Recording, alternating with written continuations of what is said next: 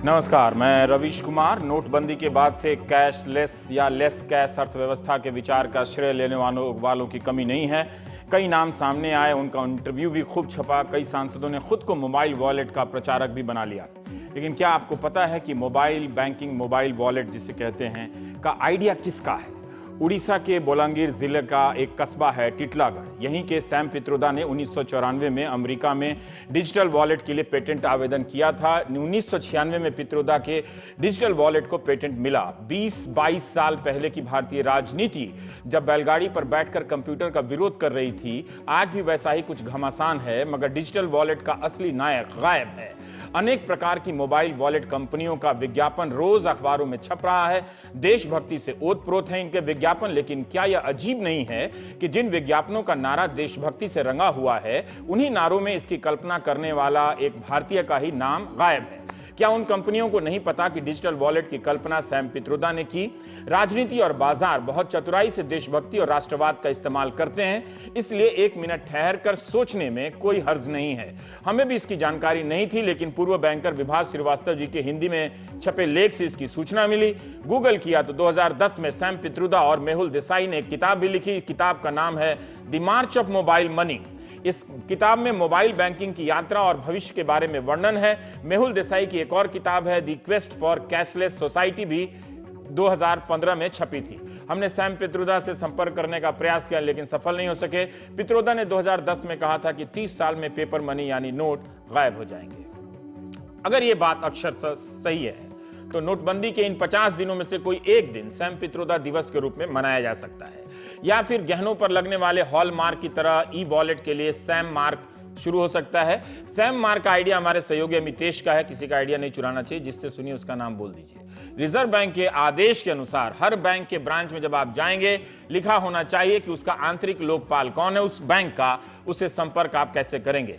यह लोकपाल दूसरे बैंकों से रिटायर्ड हुआ व्यक्ति बनता है। बैंकों का अपना लोकपाल तो होता ही है भीतर वाला, बाहर भी ये सभी बैंकों का एक संयुक्त स्वतंत्र लोकपाल होता है। बैंकों के भी ई वॉलेट होते हैं और कंपनियों के भी होते हैं। बैंकों के जो वॉलेट होते हैं वो लोकपाल के दायरे में आते हैं और रिजर्व बैंक की गाइडलाइन से चलते हैं, लेकिन कंपनियों के ई वॉलेट जो हैं वो लोकपाल के दायरे में नहीं आते, वो भी चलते हैं रिजर्व बैंक की ही गाइडलाइन से। अगर ये सही है तो ऐसा क्यों है? नोटबंदी के ने दर्शक और पत्रकार दोनों को बैंकिंग प्रणाली को समझने का अवसर उपलब्ध कराया है। मेरे पढ़ने और समझने में चूक हो सकती है, इसके लिए पहले ही माफी। फिर जो समझ सका हूं वो साझा करने का जोखिम उठा रहा हूं। रिजर्व बैंक के अनुसार ई वॉलेट से आपने किसी को भुगतान किया, पेमेंट किया, जिसे पेमेंट किया है उसके खाते में 3 दिन के अंदर पैसा चला जाना चाहिए। मान लीजिए कि पैसा नहीं गया और आपके खाते से निकल भी गया, तो इसकी शिकायत के लिए स्वतंत्र व्यवस्था क्या है, क्या आप जानते हैं? मान लीजिए आपने खाते से पैसा निकल गया, आपके खाते से, और रास्ते में कहीं अटक गया, ना उसे मिला ना आपको मिला, तब आपके अधिकार क्या है? जाहिर है इसकी शिकायत आपको वॉलेट कंपनी से ही करनी होगी। अगर 3 दिन के अंदर कंपनी ने पैसा नहीं दिया, 4 दिन बाद दिया, या हफ्ता भर बाद पता चला कि आपने जो पेमेंट बिजली कंपनी को किया था वो उसे मिला ही नहीं, तब आप क्या करेंगे? Reserve bank of India wallet कंपनियों को अनुमति देता है कि वे अपनी न्यूनतम जमा राशि पर ब्याज कमा सकती हैं और वो राशि बढ़ा भी सकती हैं। तो आपका पैसा हो सकता है कि वो रोक लें और ब्याज कमा लें, ये भी हो सकता है। तो उन्होंने तो कमाई कर ली, लेकिन अगर समय पर बिजली कंपनी को बिल नहीं गया तो जुर्माना आप पर लग सकता है। क्या हम तमाम कानूनों और अपने अधिकारों की बारीकियों को समझते हैं? सोमवार के प्राइम टाइम में वकील प्रशांत माली ने कहा कि दिल्ली के साइबर एपेलेट ट्राइब्यूनल में 2012 से कोई जज नहीं है। यह सुनकर हम भी चौंक गए। हमारे सहयोगी शरद शर्मा मंगलवार की सुबह दिल्ली स्थित साइबर एपेलेट ट्राइब्यूनल के दफ्तर पहुंच गए। भारत में साइबर अपराध के लिए यह इकलौती कोर्ट है, जैसे पर्यावरण के लिए नेशनल ग्रीन ट्राइब्यूनल है, लेकिन एनजीटी या दूसरे ट्राइब्यूनल में एक चेयरमैन और 2 मेंबर, 3 मेंबर होते हैं। एनजीटी में अगर चेयरमैन नहीं है तो मेंबर न्यायिक प्रक्रिया को आगे बढ़ा सकता है। आईटी एक्ट 2000 में ऐसा कोई प्रावधान न होने के कारण बीते 5.5 साल से साइबर ट्राइब्यूनल में तारीख ही मिलती है, फैसला नहीं आता, क्योंकि इसके मेंबर जज का काम नहीं कर सकते।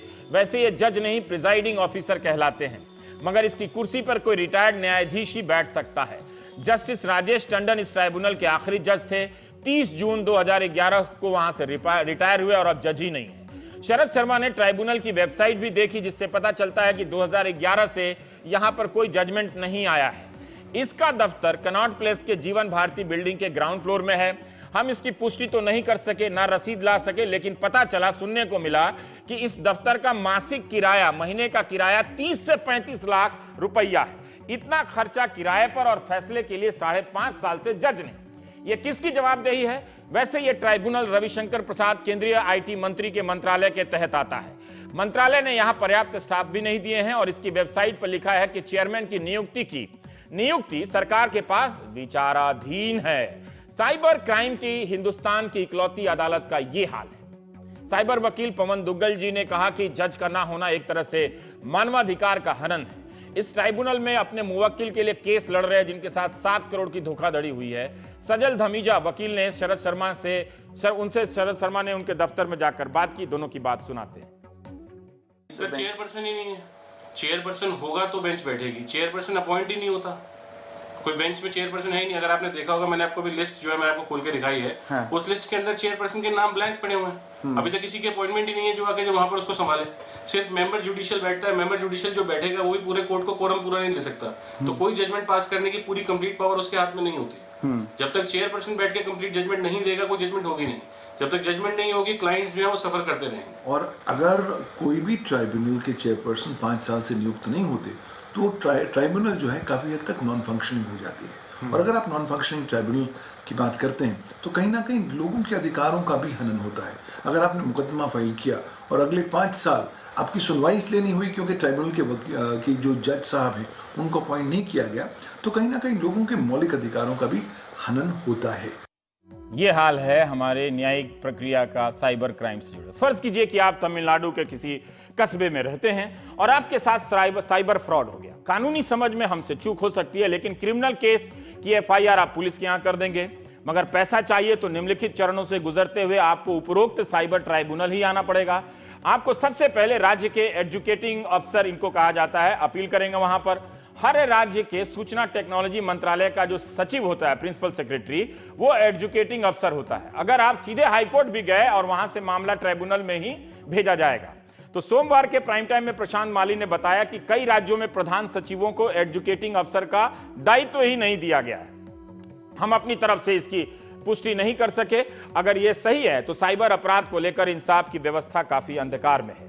जागरूकता की घोर कमी है। शायद इसीलिए यहां करीब 100 मामले हैं ट्राइब्यूनल में, जबकि फरवरी 2016 में केंद्रीय आईटी मंत्री रविशंकर प्रसाद ने राज्यसभा में बताया कि अप्रैल से दिसंबर 2015 के बीच बैंक फ्रॉड के 12,000 मामले दर्ज हुए हैं देश भर में। राष्ट्रीय अपराध शाखा के अनुसार 2013 में साइबर क्राइम के 4,356 मामले हुए और 2014 में काफी बढ़ गए और 7,021 मामले दर्ज हुए। सोमवार को एक रिपोर्ट आई कि कैशलेस अभियान के कारण फ्रॉड के मामले 60 से 65% बढ़ सकते हैं। Computer emergency response team CERT.in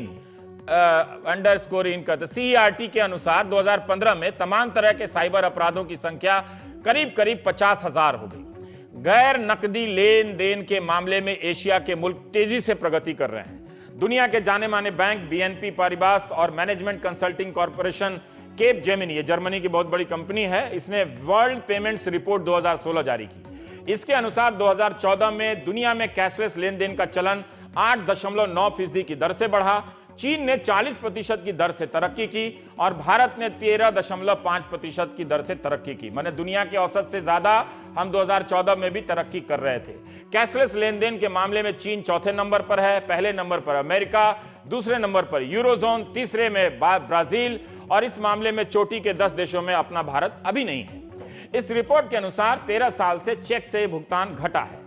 cash payment का चलन भी कम होता जा रहा है और इस रिपोर्ट में यह भी कहा है कि जिस तेजी से कैशलेस चलन बढ़ा है उस तेजी से नियमों में बदलाव नहीं हो रहा है। बैंकों का रिस्क मैनेजमेंट बेहतर करना होगा। यह भी ध्यान में रखना होगा कि नियमों का जाल इतना जटिल ना हो जाए कि मामला सुस्त हो जाए और उपभोक्ता की परेशानी बढ़ जाए। क्या हम एक उपभोक्ता के तौर पर अपने अधिकारों को लेकर सजग हैं? मान लीजिए किसी ने हैक कर आपके खाते से 10 लाख उड़ा लिए। उड़ा है, दुनिया में उड़ सकता है। जीवन भर की पूंजी साफ हो गई तो आप कहां शिकायत करेंगे? आपके पास क्या कानूनी अधिकार हैं?